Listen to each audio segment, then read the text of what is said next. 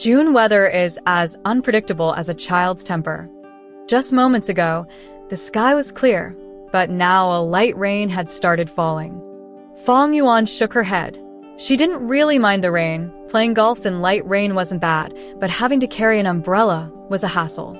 If it weren't for the blind date she had to attend before golfing, she could have just worn a baseball cap and headed out.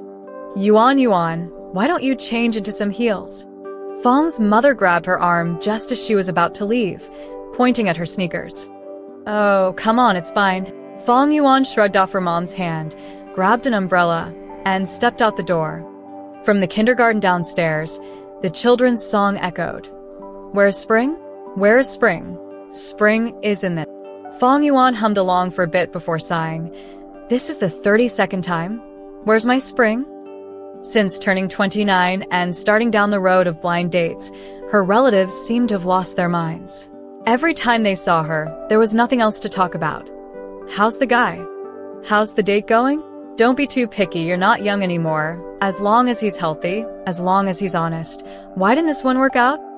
After a few futile attempts to argue back, Fong Yuan had already resigned herself to the fact that she wouldn't have the face to celebrate her 31st birthday this year. After walking a short distance, the rain stopped, and the sun peeked out from behind a cloud. It was hard to tell what kind of weather it would turn out to be. Spring Tea House. Fong Yuan looked up at the sign. Black background with gold lettering, the characters stylish and dignified. Next to the door, a wooden board hung with dozens of small bamboo plaques, each inscribed with the name of a different tea. They swayed gently in the wind, giving the place an old-world charm. Below the wall, several clumps of bamboo swayed with their lush green leaves interwoven. Nodding with satisfaction, Fong Yuan stepped inside. She liked this place. It had just the right ambience. But it seemed like she'd arrived a bit too early. After choosing a seat by the window, she reconsidered and moved to one facing away from the door, finally feeling at ease as she opened the tea menu. Looking outside, then at herself, and checking the time, Fong Yuan's thoughts drifted to her very first blind date. It had been on a similar day. She had gotten up early to do her hair, put on 7-centimeter stiletto heels, and carried her most expensive bag. As she stepped out of the taxi, her mind was filled with images of Lin Jiling walking the red carpet. She felt beautiful and was satisfied with the guy's picture, too. The only mistake was she had arrived too early. Afraid that arriving before the man would make her seem desperate, Fong Yuan wandered into a flower shop next door. Her hips swayed as she wandered between the flower pots, imagining the scenario that was about to unfold. She would arrive about 2 minutes late. The man would be seated, eagerly looking toward the door, and she would gracefully sweep into the room, her skirt swishing. She would casually brush a strand of hair behind her ear, showing off her freshly manicured nails. The man would surely be. Right at the moment she was imagining him falling head over heels for her, a noisy, haggling conversation interrupted her thoughts from behind the flower wall. At first, she hadn't paid much attention, but the man at the counter went back and forth for so long that it became impossible to ignore. Hey, gorgeous, how about you round off the total? He asked. Sweetheart, how about you throw in this little cactus for free? He asked, holding up a tiny potted cactus. Hey, how about adding a little doll with these flowers? He gestured toward a bouquet of plush bears. He tried every tactic, and finally, after much negotiation, he managed to get a dried flower keychain added to his bouquet of roses. When Fong Yuan finally swept into the room, she saw the man in a suit sitting at their reserved table with a bouquet of roses in front of him, fiddling with the dried flower keychain in his hand. Fong Yuan didn't think much of it at first. Haggling was something everyone did. It wasn't a bad thing. But when the man saw her, his first reaction wasn't to greet her, but to stuff the keychain into his pocket. That left her feeling a little uneasy. The man looked the same as his picture, except for a few extra pimples. You couldn't say he wasn't being honest. After all, Fong Yuan's own picture had been retouched. Wow, you look even prettier than your picture. I almost didn't recognize you. The man's first words left Fong Yuan stunned. Fong Yuan gave an awkward smile. Was he saying she didn't look as good in person? Maybe she had overdone it with the editing? She tried to calm herself. Maybe he didn't mean it that way. After they ordered food, Fong Yuan still felt a bit tense. She wanted to appear ladylike, so she took tiny bites, eating very slowly and very little. "What do you think of my suit?" the man suddenly asked. "It's great, very handsome," Fong Yuan quickly complimented. "My grandpa loved seeing me in a suit. He always thought I looked really sharp," the man said, nodding. "Your grandpa had great taste." Fong Yuan replied with a sweet smile, hoping to appear cute and enthusiastic. "He passed away," the man said, taking a bite of his steak. "Oh," Fong Yuan didn't know how to respond, and her forced smile vanished so quickly it made her face look odd. "I bought this suit online. I had planned to wear it to his memorial service, so he could see me looking sharp one last time. But the delivery was late, and I missed the chance," the man said as he took a sip of juice. He looked Fong Yuan in the eye and added, "So, I wore it today to show you." Fong Yuan was stunned. What does that even mean? Am I here to burn incense for an anniversary today? What's wrong with this guy? Hasn't he been punched by a scientist before? What kind of talk is this? A million thoughts raced through Fong Yuan's mind as she resisted the urge to put down her fork. She wiped her mouth and stayed silent. The meal didn't last long, mostly because Fong Yuan stopped responding to him. When it came time to pay, the man looked at the table and said, "Let's split the bill." Fong Yuan lowered her eyes and smirked slightly. "I'll take care of it." After paying, she was ready to leave, but the man called the waiter over to pack the food. He pointed to the half-eaten steak on Fong Yuan's plate and said, "You take yours and I'll take mine." Then he added, "I'm an environmentalist." This time, Fong Yuan couldn't hide the surprise on her face. She sipped her water, wondering which excuse she could use to reject this sharp and capable logistics manager that her matchmaker had praised. Before she could say anything, the man suddenly spoke again. "I hope after we get married, we can live with my mom. She's getting old, and I'm very filial, so I'd like..." In fact, Fong Yuan didn't hear a word of what he said after that. She was utterly shocked. "Mr. Chen," Fong Yuan interrupted him. "I think it's a bit early to be discussing such topics, and honestly, I don't think we'll ever reach that point. Let's just leave it at that. Goodbye." Fong Yuan strode out of the restaurant, her high heels clicking like flip-flops as she walked. But she no longer cared. The next morning, before she even got out of bed, the matchmaker called. Apparently, the man had rejected her, claiming he couldn't abandon his parents for her. The matchmaker didn't say much, only finishing with, "Who doesn't have parents? It's just not a good match." It wasn't a pleasant memory. Fong Yuan poured water over her teaware, thinking that drinking tea would probably be better than eating steak. She chose some narcissus tea, and as it's rich, toasted scent wafted up even before the leaves touched the water. It reminded her of roasted rice, warm and comforting. Outside, the rain had started falling again.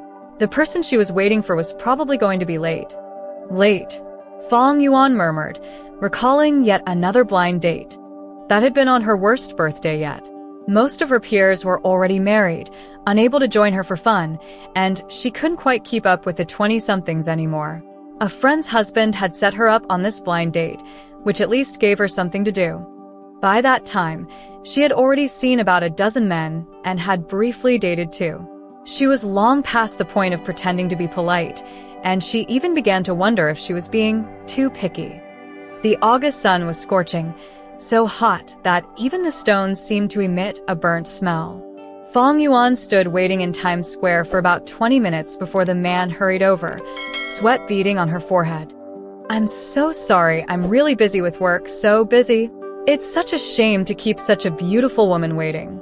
"I feel terrible," the man apologized profusely, shaking her hand and bowing, acting so polite that Fong Yuan began to feel a bit awkward herself. The two of them headed to a nearby coffee shop after some discussion. "Fong Yuan?" the man suddenly called out. "Yes." Fong Yuan turned her head. "Your name is really beautiful, just like you. A beautiful woman deserves such a lovely name." His words made Fong Yuan blush slightly. "No, not really," Fong Yuan said modestly. though she was secretly pleased. "You don't look well. Do you not sleep well?"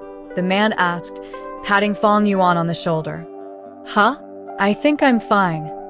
Fong Yuan felt a little flustered. Did her foundation not go on evenly today? "Let me show you a hand massage. It's good for women's health." As he spoke, he took Fong Yuan's hand, his thin face still wearing a smile. "See, just press like this." He began pressing her soft palm with the joint of his index finger. Fong Yuan wanted to pull her hand back, but seeing how focused he was and the steady rhythm of his movements, she hesitated. Maybe she was overthinking it. He could just be genuinely trying to help. However, as his hand moved higher up her arm, Fong Yuan could no longer hold back and quickly withdrew her hand. "I've got it, thanks."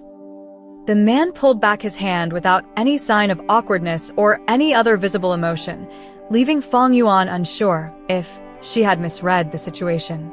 "Let me show you a foot massage too. It's really good. Go ahead, take off your shoes." The man scooted his chair closer as he spoke. No need, let's go." Fong Yuan was suddenly flustered. Who in their right mind would ask a woman they'd just met to take off her shoes in a coffee shop to learn foot massage? She endured the rest of the date, which included a movie. It was the shortest film showing that day, 95 minutes long, which Fong Yuan had specifically chosen. During those 95 minutes, the man knocked over the popcorn several times, spilling it all over Fong Yuan's skirt, and then scrambled to pick it up. As soon as the end credits rolled, Fong Yuan bolted from the theater. If it weren't for the sake of saving face with her friend, she probably would have cursed out loud. The first brew of Yancha typically takes between 10 and 20 seconds. Too short, and it's light. Too long, and it turns bitter. Timing it carefully, she poured out tea that was dark yet smooth, with a fragrance that was intoxicating. Fong Yuan watched as the rain outside grew heavier, drops splashing against the glass. Water beads gathered, then rolled down in wobbly lines under the weight of gravity, distorting the figures outside into something almost surreal. If that person doesn't show up, it might actually be a relief, she was thinking when a man's voice interrupted her from behind. "Hello, were you introduced by Auntie Li?" The man wore a traditional Chinese button-up shirt and dark linen pants. His hair was cropped short, his face round, with sharp, defined features. She was always calling the matchmaker Auntie Song, and didn't even know her real surname, which left Fong Yuan momentarily stunned. "I'm really sorry for being late." The man smiled, revealing two dimples that made him seem much more approachable. "Is Shui Xian okay?" Fong Yuan suddenly regretted not putting in more effort with her appearance. Look at the girl at the next table. Her figure was similar to hers, but she wore a tight red lace dress that clearly gave her an edge. Not to mention the Chanel chain bag, whether real or fake. Meanwhile, Fong Yuan, in her white t-shirt, black pants, and oversized sports bag, was clearly outclassed. "That's perfect," the man replied, though his eyes drifted toward her sports bag. "Oh, I'm planning to play some sports later." Fong Yuan smiled awkwardly, feeling a bit self-conscious. "Great," the man smiled again. "I'm sorry for meeting you like this today. I didn't mean to be disrespectful, it's just that." Fong Yuan felt the need to explain. When her mother showed her the picture, she had only glanced at it briefly before pushing it aside, not noticing that he was actually quite handsome. "You just didn't want your life to be disrupted by a blind date?" The man cut in. Fong Yuan felt a twinge in her heart. This man understood her. She smiled, picking up a Dolly cup and pouring the tea, then handed it to him. "I love this style of cup. It has a bold, open quality to it. A bamboo hat and a lotus leaf cloak, a heart unburdened by worldly concerns, fishing by the rock," the man said, holding the cup. Reckoning that the lonely boat will drift endlessly, fishing rod in hand, not knowing where to return by dusk, Fong Yuan followed up. The man was taken aback, dimples deepening as the lines on his face softened. "You know this poem?" he asked, setting the cup down. "MHM. Fong Yuan nodded. "It's a bit better than Zhang Jihe's, a green bamboo hat, a green raincoat. In the slanting wind and fine rain, there's no need to hurry home." She poured more tea into his cup. This time, the man nodded repeatedly, his eyes lighting up. I'm really sorry for being late. It was all because of this. The man pulled out a box from his bag. The top was embroidered with a red plum branch against white satin, with the rest left blank. The corners were slightly worn, and the white fabric had yellowed a bit. When he opened the box, Fong Yuan's mouth fell open in surprise. A sky blue glazed, fluted Doli cup. May I pick it up to take a closer look? Her face was practically pressed against the cup. The man laughed heartily, clearly pleased with her reaction, smiling even more brightly. The first time I saw it at auction, I was absolutely floored. Unfortunately, I missed my chance. But today, a friend told me they saw it, so I negotiated for quite a while before they agreed to sell it. As he spoke about the cup, his eyes sparkled like a child's, and he gestured animatedly, completely unlike the composed and polite figure from earlier. Fong Yuan flipped the cup over to inspect the base. Suddenly, her eyes widened, and she hurriedly used both hands to place it back in the box. What's wrong? The man took the box back, puzzled. This. Fong Yuan stared at him, unsure how to explain. The value of this cup was more than her annual salary. The matchmaker hadn't mentioned that the man's family was this well-off. What is it? Did I not shave properly? The man jokingly stroked his chin. Is this from the Xiaofeng kiln? A replica by Kai Xiaofeng? Fong Yuan asked in a soft voice. The man understood and smiled, relieved. Yes, it's from the Xiaofeng kiln. Looks like you're a fellow enthusiast, Miss He. The man scratched his head, looking even more delighted. Wait, what did he just call her? Miss He? Xiaofeng kiln may not be cheap, but the craftsmanship is truly worth the price. As they say, even with a fortune, one can't buy a shard of Ru ware. I can't afford or find the Northern Song Dynasty Ru ware, but Xiaofeng kiln is still within my budget. It's hard to find something that really speaks to the heart, right? The man found Fong Yuan's wide-eyed reactions amusing and endearing. After a while, seeing Fong Yuan still staring at him in a daze, the man chuckled and said, When I first saw you sitting here so calmly, brewing tea with such a simple, unpretentious technique, I immediately felt a good impression. Brewing tea is practical, after all. All those fancy rituals are for others to see. The taste of the tea is for oneself to enjoy. As he spoke, the man scratched his head, his face flushing slightly as he added, I really enjoy talking with you. I didn't expect you to be only 24 and so genuine, completely unlike a spoiled daughter from a hotel-owning family, and that you were so amazed by a Shao Fong kiln piece. Sorry. The more Fong Yuan listened, the more she felt her blood rushing to her head. May I ask, what's your name? Fong Yuan's voice trembled slightly. Her mind hadn't spun this fast since her college entrance exams. Huh? Didn't Aunt Lee tell you? Oh, look at me. I got carried away with small talk and forgot to introduce myself. My name is Yenwen, and this place. Yenwen hadn't finished his sentence before Fong Yuan raised her hand to stop him.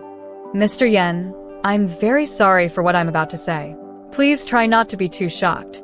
I feel incredibly embarrassed. Fong Yuan covered her forehead with one hand and spoke as quickly as possible. First, I'm not 24. I'm 31 this year. Second, my family doesn't own a big hotel. My parents are both middle school teachers. We're just an ordinary family. Third, that Shao Fong kiln cup you mentioned, one of those early replicas of Song Dynasty Ru kiln pieces would cost at least 100,000 yuan. Of course I was surprised. However, as long as it's something you can afford and it brings you joy, I'm all for it. Fourth, my last name isn't He. I'm Fong Yuan. After listing these 4 points, Fong Yuan lowered her hand and glanced at Yenwen. His expression mirrored hers from earlier. A deep, liver-colored blush spread across his face as he swallowed, clearly at a loss for words. In conclusion, it seems we made a mistake. Fong Yuan gritted her teeth as she glanced at her now cold tea and forced out the last words. Yenwen finally opened his mouth to say something. Just then, Yenwen's phone rang. From the nearby table, a girl in a tight red lace dress, wearing stilettos, gracefully walked over. She was a lovely young woman with elegant makeup and hair that flowed down to her waist, holding a phone displaying dialing. She softly asked, "Excuse me, are you Yenwen?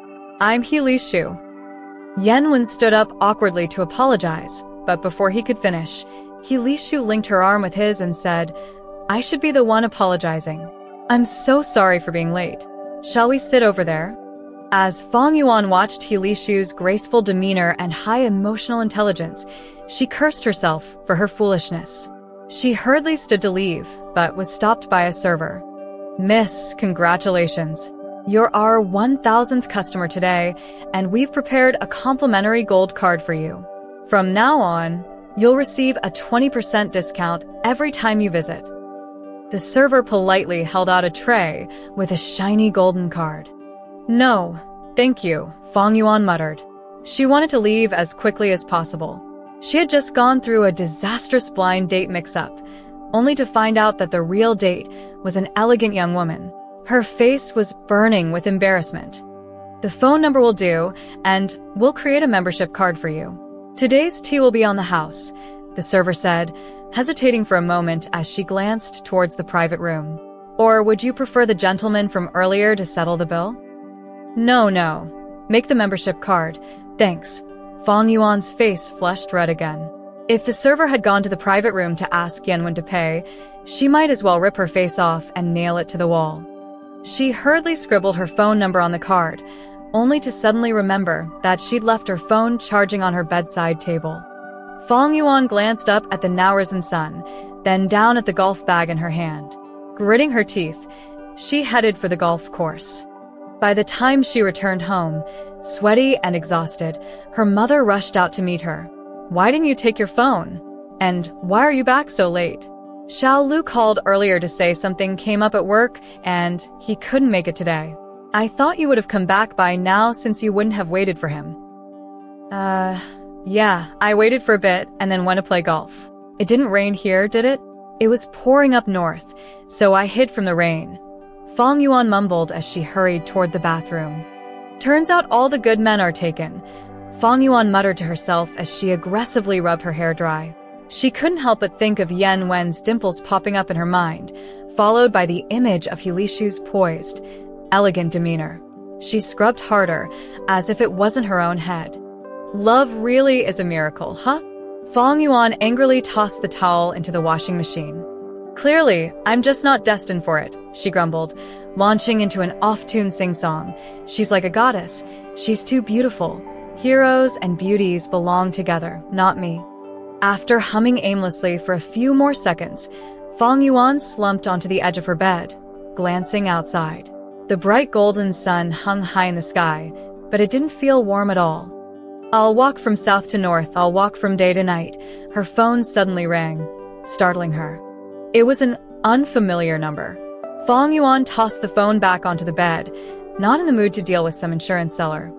Guess they're determined to get my attention. The phone kept ringing, the caller apparently not ready to give up. "Hello?" Fong Yuan answered with a defeated sigh. "Ah, Miss Fong, hello, this is Yenwen." The moment his voice came through the line, Fong Yuan froze. "Hello." Fong Yuan's voice suddenly softened. "Sorry to disturb you, but I was wondering, would you be interested in having dinner tonight? I have another kiln-glazed, three-legged cup I'd love to show you." Yenwen let out a goofy laugh towards the end, as if realizing how terrible his excuse sounded. His laugh actually made Fong Yuan relax a bit. She leaned back against her pillows and asked, "How did you get my number?" "I own the tea house, remember? You signed up for a membership before you left." Yenwen's voice held a trace of awkwardness. "So, no 1,000th customer, no 20% discount gold card? And what about that 24-year-old hotel heiress?" Fong Yuan shook her head, her tone still calm, though inside her heart was racing like a rabbit digging up and replanting every carrot, tearing up the entire field. "I'd guess the gold card and the 20% discount are probably the only true parts left." Yenwen's voice came through clearly this time. Fong Yuan couldn't hold it in anymore and burst out laughing. Yuan, where are you going?" "Dinner's almost ready," her mom called, seeing her about to head out. "Where do you think I'm going?" looking like this. Fong Yuan stood at the door, one hand on her waist, leaning against the frame. Her long hair was tied into a princess braid that hung down her back, and she wore a flowing white dress. She fluttered her long lashes and shot her mother a playful wink. "Mom, my spring has finally arrived." Fong Yuan sashayed out the door, swinging her handbag and swaying her hips. Behind her, a trail of pink, heart-shaped bubbles seemed to burst and float into the air.